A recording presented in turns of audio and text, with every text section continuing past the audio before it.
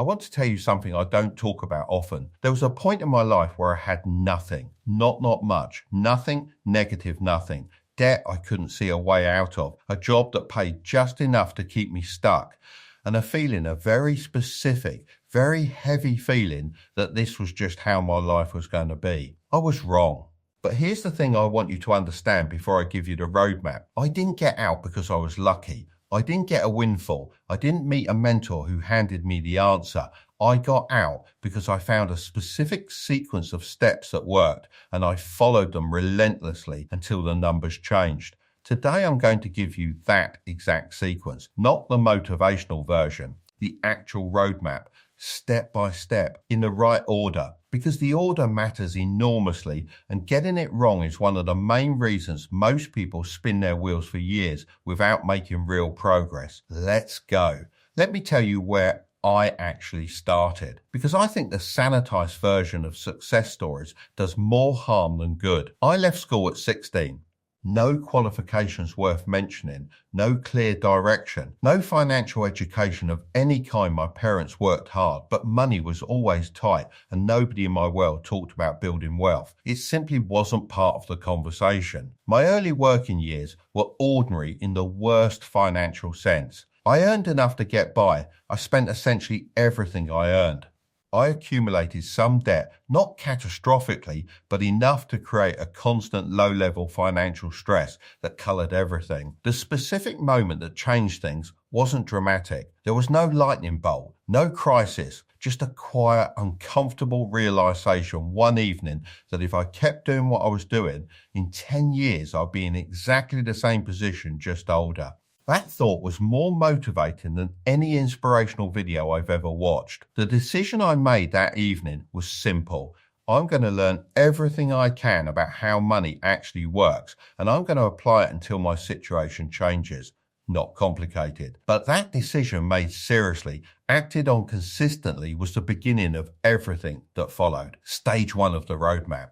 And this is the stage most people either skip entirely or rush through, and it costs them years. Stop the bleeding. Here's what I mean. When I actually looked at my finances, clearly really looked, not the vague, uncomfortable awareness most people carry, I found that money was leaking out in dozens of small ways I'd never examined. Subscriptions I'd forgotten about, food spending that was genuinely out of control, not expensive restaurants, just lazy, unplanned, expensive per unit decisions made because thinking about it felt like effort. Social spending driven by habit and obligation rather than genuine enjoyment. Small purchases that individually felt meaningless but collectively were consuming a significant chunk of my income every month. I did one exercise that changed everything. I went through 3 months of bank statements and categorized every single transaction, every single one. No judgment, just clarity. What I found was this: there was a gap between the lifestyle I thought I was living and the lifestyle my bank account said I was living. I thought I was being reasonably sensible. The statements told a completely different story. The moment you see it clearly, the actual numbers, the actual patterns, you cannot unsee it. And once you can't unsee it, making changes becomes significantly easier because you're working with reality rather than a comfortable fiction. I cut everything that wasn't genuinely adding value. Not harshly, I kept the things that actually made my life better, but I eliminated the autopilot spending, the forgotten subscriptions, the social obligation purchases, the convenience habits I'd never questioned. The gap I created between what I was earning and what I was now spending became the fuel for every stage that followed. If you haven't done this exercise, stop everything and do it this week. It's uncomfortable. It's also the most financially productive 2 hours you will ever spend. Stage 2, building the floor. This stage has 2 components and both matter equally. Component 1, the emergency fund. Before I invested a single pound, before I started any side hustle, before anything else, I built an emergency fund. 3 months of living expenses in an accessible savings account. Not invested, not locked away, just sitting there. Here's why this is non-negotiable. Without an emergency fund, every financial setback, car breakdown, unexpected bill, week off sick becomes a crisis that pushes you back toward debt. You spend years taking 2 steps forward and 1 step back because life keeps happening and you have no buffer. With an emergency fund, those same setbacks are inconveniences rather than crises. You dip into the fund, you rebuild it, you continue. The forward momentum is protected. Building 3 months of expenses took me about 4 months with the gap I created in stage 1. Those 4 months felt slow, but they permanently changed my relationship with financial risk, and that changed every decision I made afterwards. Component 2, destroying high interest debt. Once the emergency fund was in place, every pound of freed up cash went to high interest debt. Credit cards first, the most expensive, then anything else above 8 or 10% interest. Here's the reframe that made this feel less boring and more urgent. Paying off a 20% credit card is a 20% guaranteed return on that money. There is no investment available to an ordinary person that reliably returns 20% annually. Paying off that debt is literally the highest returning thing I could do with money at that stage. When the last high interest debt was gone, the feeling was genuinely physical, like putting down a weight I'd been carrying so long I'd forgotten it was there. The floor was built. Now I could start building upward. Stage 3. And this is where most people want to start, which is exactly why most people don't get far. Building income. By this point, I had a clean financial foundation. No high interest debt. Emergency fund in place, a meaningful gap between income and expenditure. Now that gap needed a destination, and the destination was income building activity. 2 things happened simultaneously. First, I started investing, not large amounts, whatever I could consistently afford, which at this stage was modest. But I started. Automatic monthly contributions into index funds, set up and forgotten. I wasn't trying to get rich from the investments at this stage. I was building the habit and letting compound interest begin its slow, invisible, enormously powerful work in the background. Second, I built a second income stream.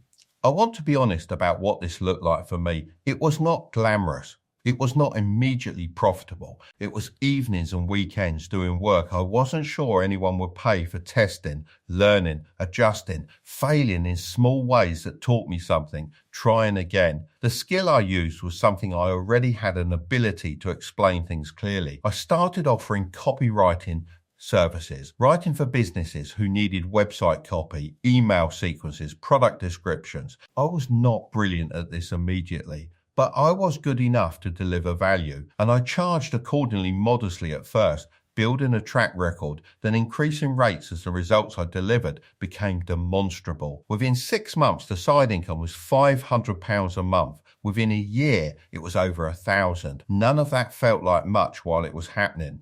In retrospect, it was the moment everything changed, because that £1,000 a month went entirely into investments every single month. Zero lifestyle inflation. The compound effect of consistently investing a meaningful sum month after month, year after year, is not obvious in real time. It becomes obvious only in retrospect, and then it becomes genuinely astonishing. Stage 4, scale and systematise. By this point in my journey, I had a clean financial foundation, consistent investing, and a side income generating real money. The question shifted from how do I get started to how do I make this bigger without working proportionally more hours? That question, how do I scale without proportionally scaling my time, is the question that separates people who build genuine wealth from people who build a better paying job for themselves. The answer is systems and assets. Systems are processes that allow work to happen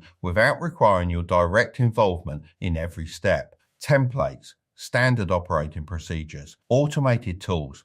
The first time you do something, it requires full attention. The second time, slightly less. By the 10th time, if you've built it properly, it can be done by someone else or automated entirely. I systematized my copywriting service, standard processes for onboarding clients, template frameworks for different types of copy, a clear workflow that meant I spent less time on administration and more time on the high value work. The same output, fewer hours, better margin. Assets are things that generate income without requiring your active involvement. Investments, obviously, but also digital products I created once and sold repeatedly. Referral income from tools and services I genuinely used. a website that generated passive advertising income from content I'd already written. Each of these assets was small individually. Together, they started to represent meaningful income that arrived whether I was actively working or not. That shift from purely active income to a combination of active and passive